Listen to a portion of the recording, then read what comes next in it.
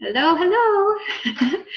All right, guys. So this is our, I think it's our week 4 team call, but it kind of runs together. Or no, I'm sorry, it doesn't run together with the last 2 calls. But we wanted to kind of set you up with the social media platforms, and then start talking about challenge groups, because our challenge groups are the bread and butter of our business, and you will hear that with many training calls if you've watched training calls from other coaches, other teams, and so forth. But it truly is the bread and butter, and we want to help you guys run successful challenge groups.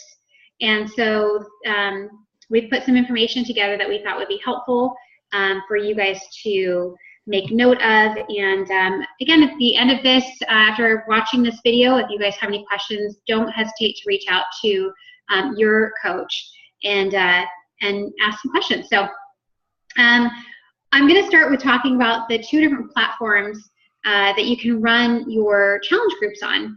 There used to be just Facebook, and that was where every coach was running their challenge groups. But we were very fortunate that Beachbody put together an app where you can now track your challengers through an app that's strictly Beachbody.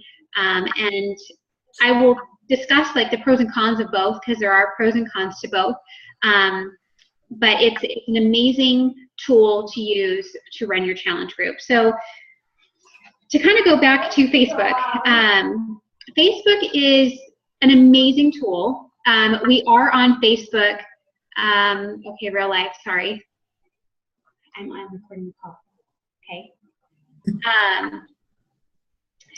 Facebook is a great tool because we use it to build our business. We're using it to build our warm market and our cold market, get to know people, get customers, and so forth. So the great thing about Facebook is you can do a lot all in one platform. But one of the cons I have found with Facebook is that you can go to your challenge group and then get sidetracked and distracted by getting into your news feed and whatnot, and then start scrolling. So that's just one of the cons. But there's some great benefits to having Facebook as your challenge group platform, because then you are in one area, and let's say for your challengers, that might be really helpful, because then they, in their newsfeed, they might see some of your posts from the challenge group that's reminding them to, hey, oh gosh, I have to check in, I have to post my food, or I have to post my sweaty selfie or my shake, and it's a great reminder for them.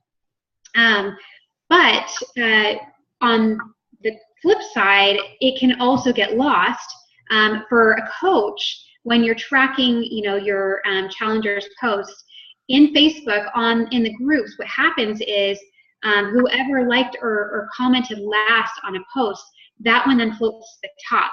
And so it shuffles all of the posts around, which can make it a little bit challenging, especially if you're giving a points system, and even more so if you're tracking the points for your challengers. I have done a variety of challenges, and I've done pretty much all the above of tracking the points myself, having the challengers track, and then I even removed points from running the challenge groups for a period of time because it was challenging. So that I would definitely say is a con. There's a couple other things that I'll touch upon with Facebook, but I wanted to jump into the challenge tracker. And I was just sharing with the ladies that I have my list for pros for this app are so much longer than Facebook. The cons are a lot shorter, and the thing is that I want you guys to keep in mind, if you have run a challenge group before and you've run it on Facebook, or you've had challengers, in a group on Facebook, they might give you feedback. And they might not like the app tracker for a couple of different reasons, and I'll point those out. But I want you to take time to try both. If you have, you need to figure out what's going to work for you. The app is amazing for me, but that might not be your cup of tea for both you and your challengers. And I also want to point out that you don't necessarily need to make it the easiest thing for your challengers. And that might sound a little backwards, but you need to be the best coach that you can be. And so you need a platform that's going to make it the easiest for you to be successful with participating and keeping up to date with your challengers and in touch with them and engaging and active. And so a couple different things I pointed out with the app tracker is that you can track progress. Sure, you can do that on Facebook in a sense because you're posting your pictures, but you then have to like scroll all the way down to the bottom or go through all the photos in the file section to find maybe like your picture of your day one, if you didn't save it on your phone and deleted it because you need storage space. I think we all go through that, right? So on the app tracker, you can actually upload your photo, you can upload your measurements, you can track your weight loss, you can track your weight gain if that's what you're doing. You can track all that there, and your coach can then see it. And even if they don't share with the group, they can then see each individual challenger's information if they're sharing that with their coach, to be able to cheer them on and ask them. They can see their goals. You can write out your goals right when you log in. In addition to that, what the very first thing I should have even pointed out is, let's say you're running a free group, because there's a variety of different groups that I'll touch upon that you can run. But if you're running a group, you have to send an invitation to this challenger.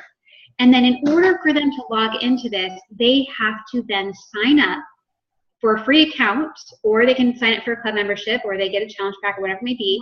But they immediately become a client and a customer of yours, and you get their information, you get their email address, you get maybe their cell phone number or whatever, so you can follow up with them. So a great way to then keep in touch with them. Some of the other, great the pros of the app is you could schedule posts, and Carrie's going to get into that later about morning posts and whatnot. But let's even say, for the weekend you want to spend time with your family, you can schedule your posts.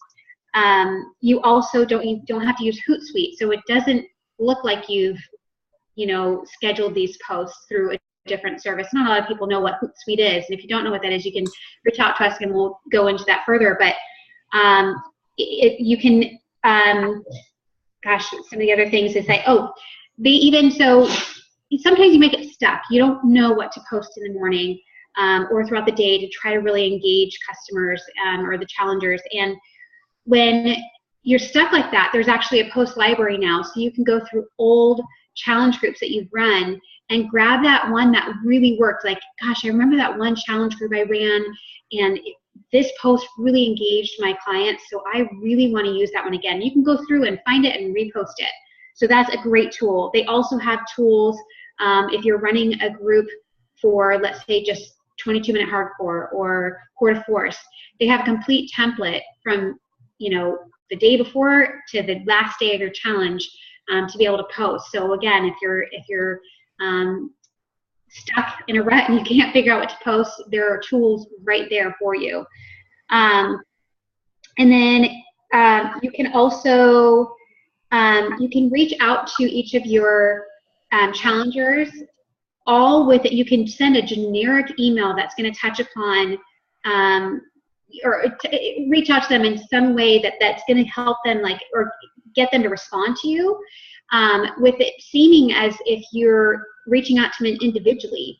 So you can do it in a mass email, whereas on Facebook, you would have to do separate private messages, and you'd have to then click on their name and their messenger and then send them a message and then go through it that way.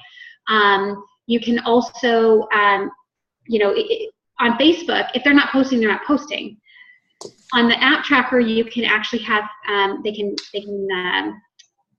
post but then not share, but then you're still able to make sure that they're, staying on track, that they're doing their workouts and they're doing their Shakeology. They just may not be sharing with the entire group because that's stepping out of their comfort zone.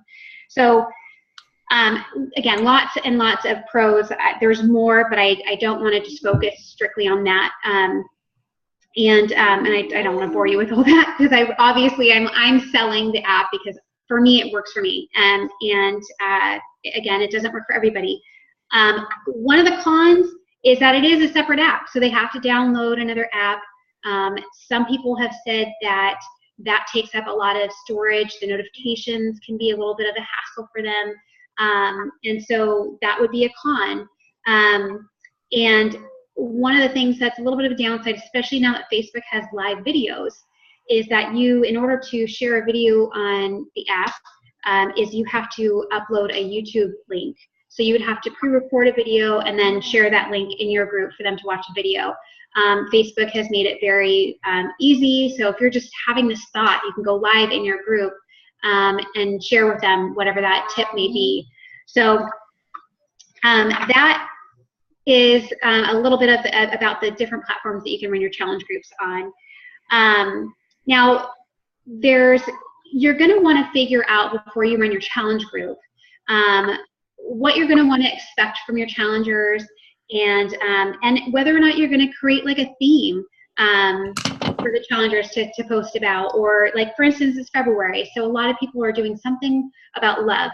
And so for my group this month, it's Love Yourself. So it's really focused on loving yourself. I think a lot of people, especially if they're just starting a health and journey fitness, are probably saying nasty things to themselves, you know, maybe not out loud, vocalizing it, but in the mirror, they might be looking at themselves and thinking, oh gosh, I look so fat, or I feel so ugly. And so setting up a theme could be about loving yourself. And like, you know, some of the things that I will post to try to get my challengers to engage is, you know, share one thing that you're proud of about your body. And then, you know, they'll get points for posting on that day about that. Another one might be, you know, if you've ever said anything negative about yourself, I want you to write that down below, and I want you to turn around and say something positive. It might be, you know, what are you going to do for yourself once you've completed this challenge? So there's a variety of different things that you can be posting about and create around that theme. And you can even, I mean, with all the different apps that are out there, you can make really fun pictures, and you can make every single day, like, you know, you can have it matchy-matchy. You can get as involved as you'd like to. But I think it's a great way to keep the challengers engaged by having some sort of theme, and then asking your challengers to be posting about that theme or whatever it is that particular day, so that they stay engaged. Because if you've run a challenge group before, or if you've been in a challenge group, you probably see a lot of times, like end of week 2, people really start to trickle off. I mean, even week 1, sometimes people do. But so in order to keep them for those solid 3 weeks or the 30 days or however long your challenge group is, the best way to do that is to keep them engaged by asking them to participate, and reward them for that. Another thing is, as coaches, it is crucial that we check in daily and engage and always like giving, you know, positive affirmations to our challengers. And you know, one of the things that Carl Deichler did recently is he started to mass post to all challenge groups that are running. He can't see what we like or comment, but he just shares.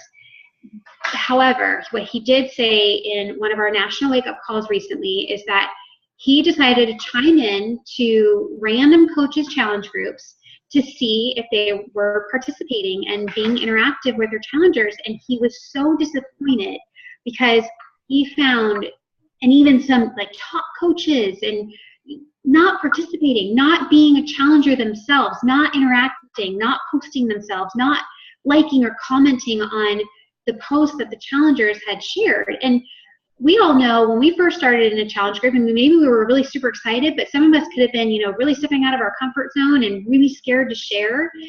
And if people share, we need to like let them know that we saw it, you know. So I feel so strongly about that.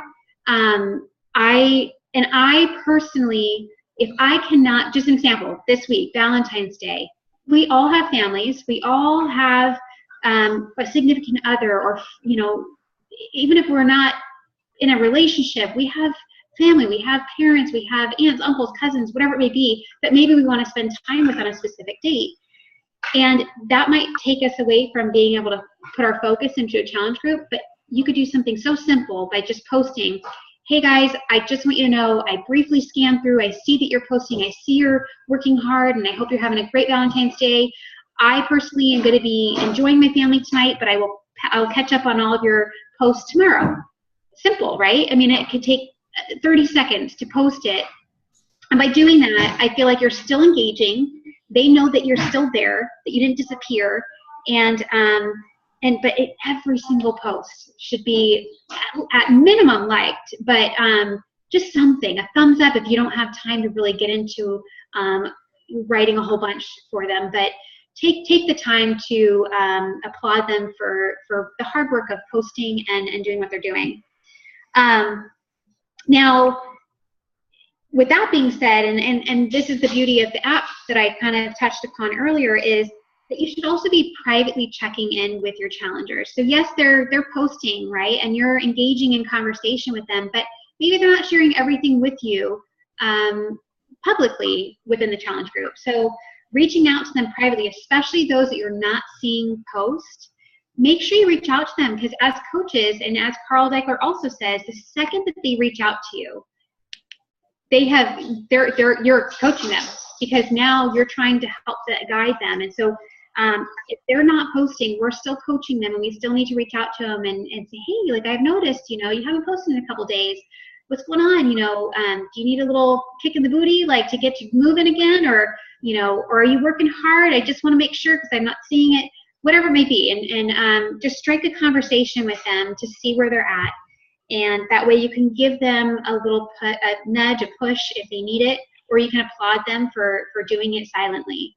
So I want to say that's just about everything I wanted to cover. I know there's so much more really that's involved in each of these areas, but I hope that gives you somewhat of a clear picture to get you started in running a challenge group. Okay, so I'm going to talk a little bit about how long your challenge groups should be. And there's really no one answer for that. But I mean, usually what I found is running 3-week groups keeps everybody more engaged. I mean, it honestly depends on the type of people you have in there, but I mean, sometimes they're great and people are engaged the whole time, and sometimes, like Annie said, they fall off in the first week, and it's not your fault per se if you're engaging and stuff. It's just the way it goes sometimes. But in my experience, when I started coaching, I did 4-week groups, and those were off and on. I've also done 6-week and 8-week groups for certain themes, and my experience with those is that it was just a little too long. But I mean, it's totally up to you guys and what you want to do. If you have a really good theme, if you're want to run a group centered around a book, like I did the Happiness Projects last year. That was like an 8-week group. So also with new program launches, you definitely want to hype those up and try and run a focus group. If you get enough people on board, run a focus group around that program. So typically you run the group for the duration of the program. Some are 30, 60, or 90 days. So like I said, it's up to you. And as a new coach, you'll kind of have to play around with it. I know my new coaches run groups with me. And as of right now, or the last few groups, I've been doing them for 4 weeks. But the first week is a preliminary week where we basically, I call it like set up for success week. We just go over the basics, meal prep, welcome them, just talk about like weight and measurements, snack ideas, all that kind of stuff before the group officially kicks off. And I love doing it this way because it also gives us more time to get people into the group. So it kind of gives us an extra week to talk about it and have those conversations with people and get them to order their challenge pack or whatnot to officially start the week after. So I'm going to be doing that from now on because it's working for me. But like I said, it's up to you. You got to, see what works for you. So each group, like piggybacking on what Annie said again, is, you've got to engage and you've got to post. You've got to be in there, and your clients who sign up with you, signed up because of you. They want you to help them. And so each morning you've got to get some kind of motivational post in there. If you have a theme for the group, it's a good time to post about that, or, just something motivational. That's how I do it. And I schedule them. I have it set for 6 a.m. every morning. 7 a.m. on the weekends because people wake up later. But yeah, I mean, it's just something like when I started my first challenge group, it was nice to wake up to that motivation, So, and then since I do run my groups with another coach, we post twice a day. My other coach, Marcy, will post in the afternoon, and she'll post like a useful tip. Or just, like a healthy tip or recipe or something like that to keep them, engaged throughout the day. And seems like our clients are really liking that. Talking about scheduling again, real quick, there's different things that you guys can check out, and in a later call, we'll go through these platforms, but there's Hootsuite, Buffer, and EveryPost. And if you want, check them out. Hootsuite is more on your computer, and then the other two are apps, I believe. And then, also in your groups, like Annie said again, the live videos with Facebook, and even like the YouTube video. But it's great to start the group off with a welcome video, so they see your face and hear you. It makes it much more personable that way. As far as who to allow in your groups, I, of course, like to require a challenge pack purchase. And, of course, we get a lot of price objections and all that kind of stuff. And it's been up and down for me. If they can't afford a challenge pack, then it's like, okay, well, at least Shakeology, but that's kind of around this, the same price. So I honestly let people in for free sometimes on a case-by-case basis. And I found doing that 80% of the time they end up ordering a challenge pack later and getting on a program and Shakeology. But, I mean, I'm not saying, for you guys to do that, but it's just it's been like that with me from day one, what I was told. It's like very case by case. Obviously, we want to tell them the value of the challenge pack and get them to sign up with that, because it gives them all the tools to be able to participate in the group. But if you do let them in for free, make sure that they sign up for a free account under you. So they are locked in under you. You are their coach. They can't, well, they could technically, but, like, run off someone else. And so whatever they order from their order, goes through you. So in the future, but, oh yeah. And it's also a really good idea, speaking of having them sign up for the free account. It's a good opportunity to have them sign up for the 30-day free trial of Beachbody On Demand, so they can at least sample the programs. And that most definitely leads into them falling in love with, the workout programs most likely. And they see the Shakeology posts in the group and the workouts in the group too, which, I mean, most of the time they're like, oh, I want to do that too. So I think that's about all I have. So right. Pass it to Abby. Thanks, guys. So I'll take over and wrap up a couple points. So one thing I wanted to go over is about free groups. So typically groups we're running are either based on a Beachbody program or it's a multi-program group. But you do, a lot of times when coaches are new, they'll hop in with their upline coach and see how the challenge group is run if they haven't been in their challenge group. And then when they're getting ready to start their own challenge group, which I urge, all coaches to do, to step out and run your own, is if you're not comfortable with starting a full-on challenge group, start with a free group, because a free group gives you the opportunity of like running a mini group. It's usually a week, 7 days, 5 days, and it allows you to have conversations with people without feeling the need to sell them on anything. You're just getting comfortable talking to people and getting dialogue opened up, and whether you're getting them to, whether it's a Shakeology group, they maybe you send them samples for free if you want. A lot of people charge for the samples, or they have them by the sample pack, or maybe you're just doing a crock-pot group, or you're doing a clean eating group.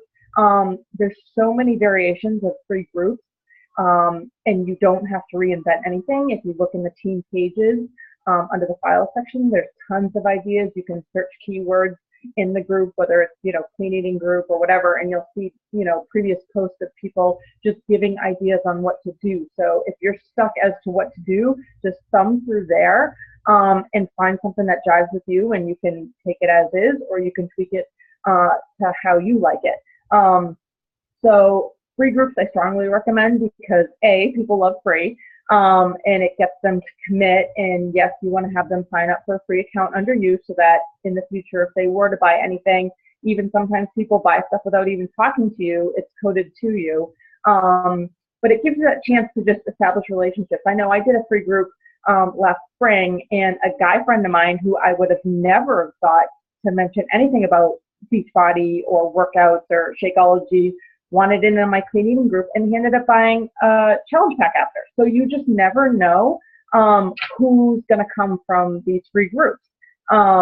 So I strongly suggest that if you don't want to start with a free group, that's fine. At some point, you do want to, throw in free groups and see what kind of response you can get. Because until you try everything, you don't know how you're, shortchanging yourself. A lot of times, when I ran my first challenge group, I didn't do any sort of prize system or anything. I just kind of ran with it. But then as I was running challenge groups and seeing what motivated people, because everyone is so different, I started playing around with prizes and prize system and point system. And there's so many ways you can do it. There's no set way. You might do a point system where they get X amount of points for posting their shake, posting their workout, whatever the criteria is, their water intake. And then at the end, you tally up the points, and the person with the most points wins. Or, everyone who participates can be entered into a prize drawing. Sometimes I've done even more extensive ones where I've done like a buddy battle, where I've paired people up and they know who their partner is in the group. So it's like an accountability partner, and they have to work together to earn prizes and have to kind of pull their weight. And I found that helped them keep motivated. I've run a blind buddy battle where they didn't know who their partner was. So they were extra sure to get their workout in because they didn't want to let down their mystery buddy at the end. So those types of things are definitely more expensive and it's not required. It's just something I played around with because the first time I did a buddy battle, people loved it. So obviously I want to make sure that in my challenge groups, I'm like providing a good experience and an enjoyable experience for them that helps catapult them in their health and fitness journey. You want to make it memorable. You don't want it to just be blah and flat. And you know what? Sometimes you're going to run groups and it might be blah and flat. Like you might be posting and no one else is posting anything and it's crickets. But like Karen Inner is saying, like just post. Like I ran a group with other coaches and other coaches fell off, and it was like me and my husband posting, and it was a test group. So we did, I think it was a 22-minute hardcore, and like we had to go the duration. And my husband, I remember him saying like, "Oh my gosh, when's this group gonna end? No one's posting." But I was like, you know what? We're posting. Like I'm a coach, I'm posting regardless. So at the end of this group, they can't say the coach fell off. I never fell off. I still showed up every day. So have that integrity to show up regardless, to be excited regardless if anyone's following you, because that's our job. So prizes. So you can feel free to play around with prizes. I've also done groups where I didn't do a point system. I just ran random flash challenges. So they were upcoming on the weekend, and the weekend's a tough time for people to stick with things. I might do, okay, get a workout in on Saturday and Sunday, and you'll be entered into a prize drawing. So it just keeps things spicy, and it spikes interest in posting again. So you can play around with that. And then at the end of your groups, you always want to do like a closing post, a closing video. You kind of want to wrap up, because sometimes, especially people that are having and this is their first time, they don't know what to expect. So you want to announce whether you have an upcoming group starting. Usually I'm running monthly groups, so I'll have like a week off in between. So I'll let them know that we're going to gear up for the next group, and I'll pop them into the new group if I'm going to open a new group, or if it's going to be in the same group. And then you also want to let those people know, maybe that are starting with Tony on day 6, that it doesn't end there. This is just the beginning of their journey, and this is to help, you know, launch them into like fit for life type thing. So you want to be concise with what your vision is for your next group, and then also let them know, like, you know, hey, if you have any friends that want to join in, I'd love, you know, for more people to join this group and make it more exciting. You know, you can feel free to offer referral bonuses, whatever. So I know we're getting short on time, so obviously this is very brief, but this is kind of like a backbone of how to run a challenge group, the different points of the challenge group, and certainly after you watch this, if you have more questions, we can certainly dive deeper into greater depth with these, because there's so much to talk about it. But we'll just wrap it at that, and thank you so much, guys, for joining and watching us, and we look forward to our next team call. Bye, guys. Bye, thank you.